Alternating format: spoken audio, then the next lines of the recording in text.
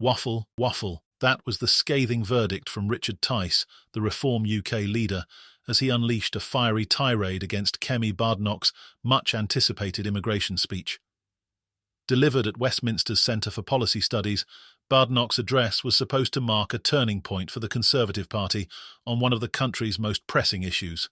Instead, it quickly became fodder for critics who accused her of peddling recycled rhetoric and empty promises. Waffle, waffle. It's just the same old boring, untrustworthy garbage that we've been hearing from the Tories for literally years. And for them to have the temerity and the cheek to talk about hotels, for heaven's sake, when it's because of their failures that we've had hundreds of hotels full of illegal migrants because they couldn't process people properly. The number tomorrow, I think, will be around the net number for the year ended June. I think will be well over 500,000 people. It is still a multiple of what they promised, which was tens of thousands. She won't put a number on it. She's actually pro-mass immigration. She can't be trusted on this issue, and people will see right through what she's standing for. I think people recognise only Reform UK can be trusted on immigration. But isn't she being realistic? She's trying to say it's very hard to work out where these numbers come from. Let's look at the numbers. Let me finish. You haven't been in government. She has been. She thought by the issue, she thought she was controlling one part of it with skilled visas when she wasn't aware, apparently, that other numbers are coming through the health route and elsewhere. Government is complicated. People getting here is complicated. It's not. Government is hard.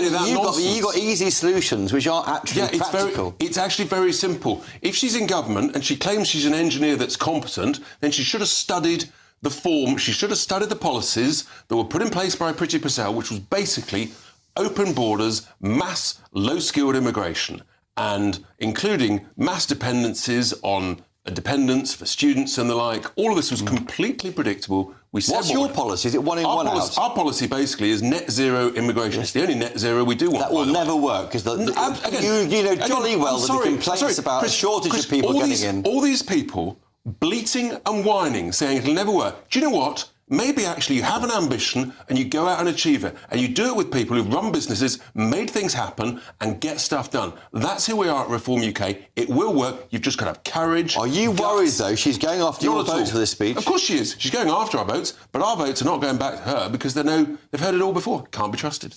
OK, excellent. The drama began when Badenoch, now leading the Tories in their latest attempt to woo disillusioned voters, admitted that her party had got it wrong on immigration over their 14 years in government.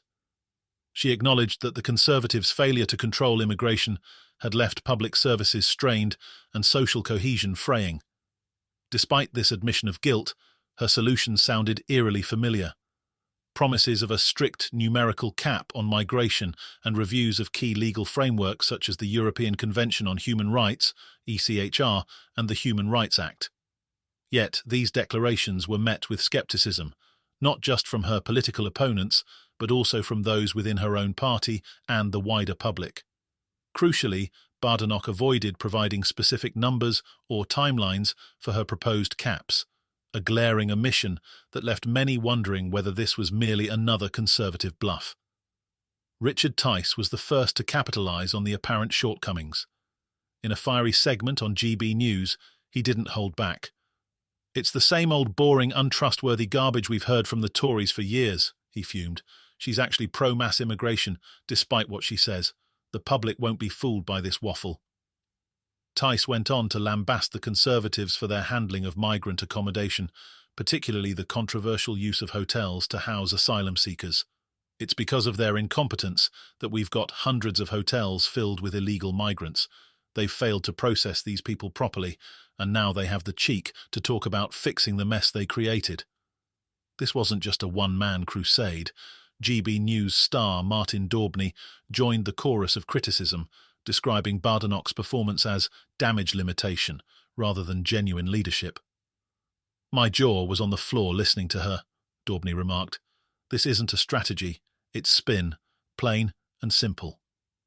As the hours ticked down to the release of new net migration figures, widely expected to confirm that over 500,000 people had entered the UK in the past year, Badenoch's position grew increasingly precarious.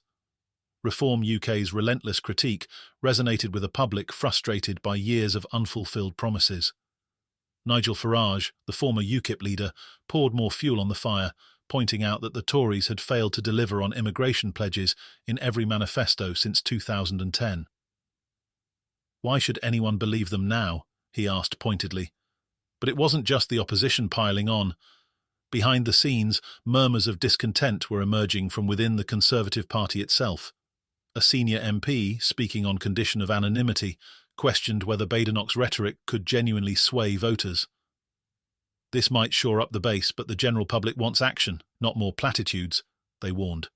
Labour, meanwhile, seized the moment to hammer home their message that the Conservatives were out of ideas. Angela Eagle, a Home Office minister, dismissed Badenoch's speech as a greatest hits compilation of failure, taking particular aim at the scrapped Rwanda deportation scheme. The Tories wasted hundreds of millions on this gimmick, and they're clearly desperate enough to try it all over again, Eagle declared.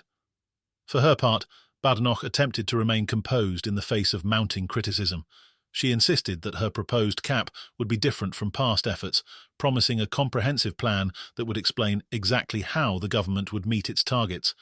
But even her supporters struggled to defend the lack of specifics in her speech. Public reaction was equally divided.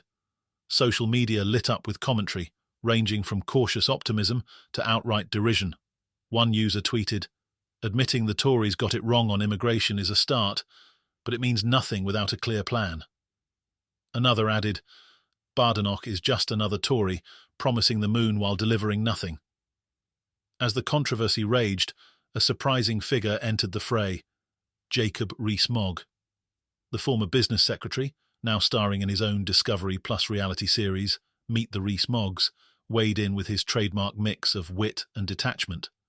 Speaking at a promotional event, he quipped, "It's quite an achievement to sound both contrite and vague simultaneously. I'm not sure whether to applaud or despair." Rees-Mogg's comments added an almost surreal layer to the unfolding drama, as his reality show, set to premiere just days after the migration figures are released, was already drawing comparisons to political theatre. Asked whether he thought Badenoch's approach would resonate with voters, he replied, "It's not for me to say, but I do think the electorate has a remarkably keen sense of when they're being taken for a ride." With so many voices chiming in, the stakes for Badenoch could not be higher. Her speech was intended to demonstrate her leadership and convince the public that the Conservatives had learned from their mistakes. Instead, it has thrown the party's internal divisions and credibility crisis into stark relief. As the nation waits for the latest immigration data, one question looms large. Can Kemi Badenoch deliver where her predecessors failed, or is Richard Tice right to call her out as yet another politician offering waffle? For now, the jury is out, but the clock is ticking.